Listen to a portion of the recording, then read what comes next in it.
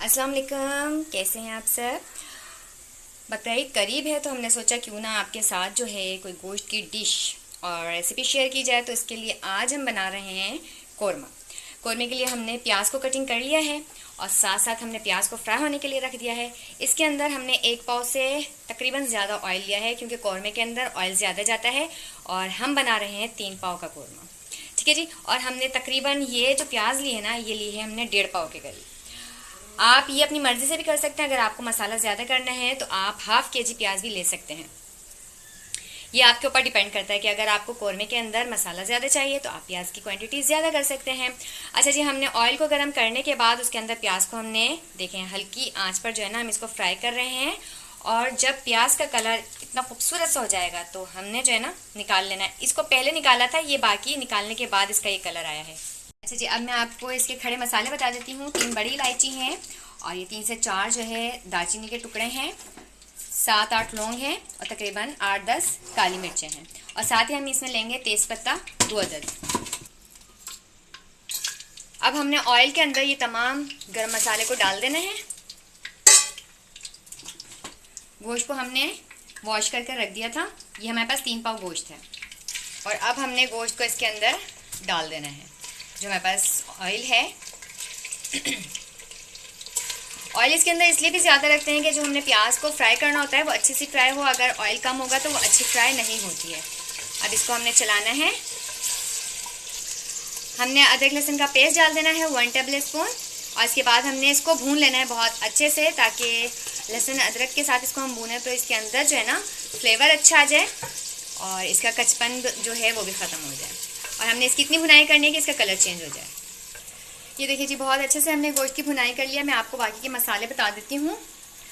3 table spoon हमारे पास लाल मिर्च powder है, 3 टीस्पून हमारे पास धनिया पाउडर है, 1/4 टीस्पून हमारे पास हल्दी पाउडर है और नमक है 1½ टीस्पून। आप अपने टेस्ट के हिसाब से भी मसाले डाल सकते हैं, कम ज़्यादा कर सकते हैं। अब हमने 1 से 2 मिनट इसकी फिर अच्छे से भुनाई करनी है और इसके अंदर अब हमने पानी डाल देना है। इस हिसाब से पानी डालना है कि गोश्त अच्छे से गल जाए। तकरीबन आप 3 से 4 गिलास पानी डाल दें और जब इसके अंदर बॉयल आएगा तो फिर हमने फ्लेम को मीडियम कर देना है और इसको पकने के लिए छोड़ देना है जब तक कि गोश्त अच्छे से गल जाए।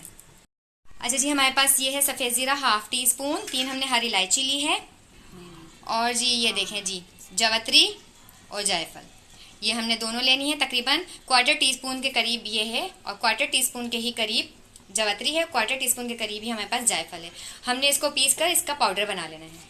अच्छा जी, अब हमने करना ये है, ये हमारे पास है 1.5 पाव दही और ये है हमारे पास प्याज। हमने इस प्याज को इस दही के साथ पीस लेना है।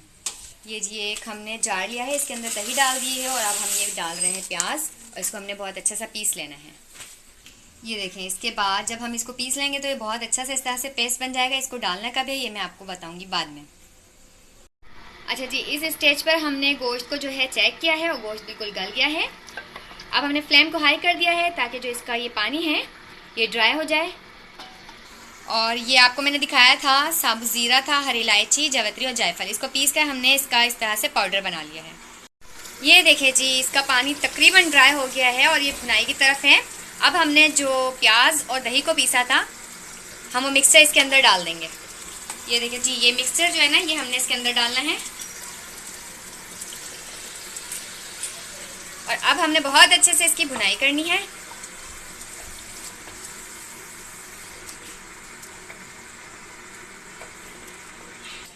हम सालन की भुनाई तो कर रहे हैं लेकिन हमने इसको कवर कर दिया है इसलिए कि इसने अभी जो है ना उछल कूद स्टार्ट कर दिए, तो इसकी भुनाई हमने कवर करके थोड़ी थोड़ी देर में इसको चलाते रहना है। इस तरह से हमने इसकी भुनाई करनी है। ये देखें जी, इसका ऑयल जो है ना सेपरेट हो गया है और इसकी हमने बहुत अच्छे से भुनाई कर ली है। और ये देखें, आप इसका लुक देखें अभी कितना यमी यमी सा लग रहा है। ये शादी वाला कौरमा आज हमने रेडी किया है।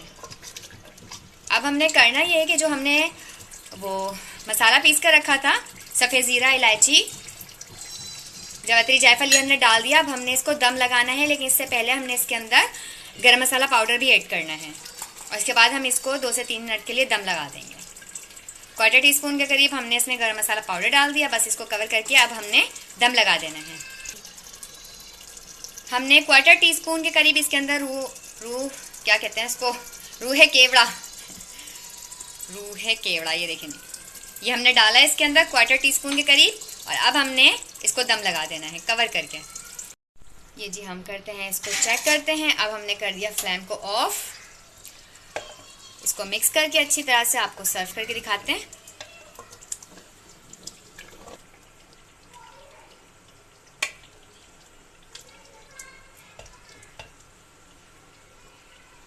और जी ये हमने अपना देखें जी बिल्कुल शादियों वाला कोरमा, बीफ कोरमा रेडी कर लिया है। तो आप ट्राई कीजिएगा इस रेसिपी को, पसंद आए तो अपना फीडबैक ज़रूर दीजिएगा। अपनी बहुत सारी दुआओं में याद रखिएगा। अल्लाह हाफिज़।